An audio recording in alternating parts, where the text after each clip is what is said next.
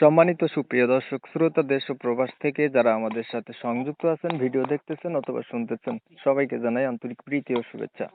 বন্ধুরা, আমি কথা বলছিলাম সুইট একটি আপুর সাথে, প্রতিবেদন করবে, অডিও কলে সংযুক্ত হয়েছে আমার সাথে। বেশ কয়েকদিন আগে থেকেই যোগাযোগ ছিল, বাট উনি কেন আসলো প্রতিবেদনে বিস্তারিত ভিডিও জুড়ে থাকবে, আপনারা অবশ্যই ভিডিওটা কন্টিনিউ করবেন। কথা না বাড়িয়ে পরিচয় করাচ্ছি। আসসালামু আলাইকুম।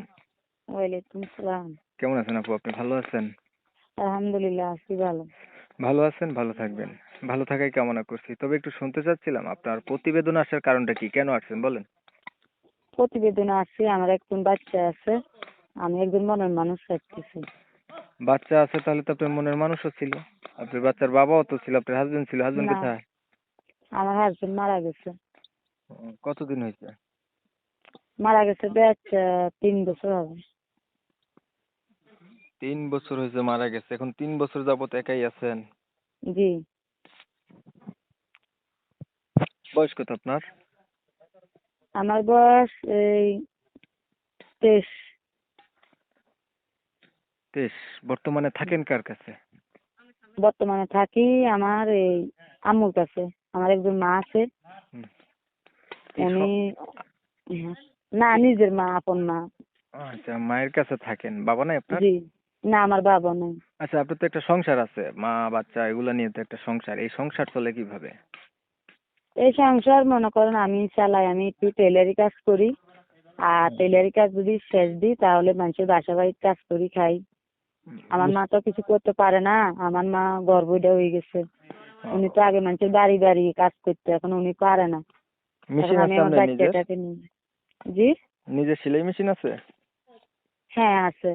আচ্ছা, এই একটা ভালো মানুষ পাইলাম যে বললো নিজের মেশিন আছে, কাজ করে। বেশিরভাগ আপনাদের যারা প্রতিবেদন করে তারা আইসাই কয় আমার মেশিন নেই, মানুষের বাসায় সেলাই মেশিনের কাজ করি, বুঝছেন? জি। আচ্ছা, তাহলে আপনি চাচ্ছেন একটা, আপনার বিয়ে হয়েছে জানার পরে কেউ একজন লোক যাতে আপনার পাশে থাকে, না? জি। জি। তা আপনার বিষয়টা আমি একটু ক্লিয়ার করে দিচ্ছি। প্রিয় দর্শক শ্রোতা, শুনছিলেন আমি কথা বলছিলাম সুইট কণ্ঠের অধিকারী আপু, দেখতে চমৎকার সুন্দরী, ছবি পাঠাইছে। ছবিটা যদি তার হয়, ছবি অনুসারে বলছি। তো এই আপু চাচ্ছে একটা ওনার অতীত জেনে, ওনার পাশে কেউ একজন দায়িত্ব যদি না, অতীত বলতে ওনার বিয়ে হয়েছিল আগে, ওনার হাজবেন্ড নাই, মারা গেছে। উনি হচ্ছে নিজে সেলাই মেশিনে কাজ করে ওনার সংসার চালায়, গরিব মানুষ। তো ওনার একটা বাচ্চা আছে, এই বাচ্চার দায়িত্ব নিয়ে কেউ যদি মাইনা নেয় তারে, তাহলে হয়তো বা মনের সাথে মন যদি মিল খায়, বিয়া পর্যন্ত সম্পর্ক পৌঁছাবে, এমন উদ্দেশ্য নিয়ে আপুটি হচ্ছে প্রতিবেদনে আসছে। আমি ঠিক বলছি নি ভাইয়া? জি।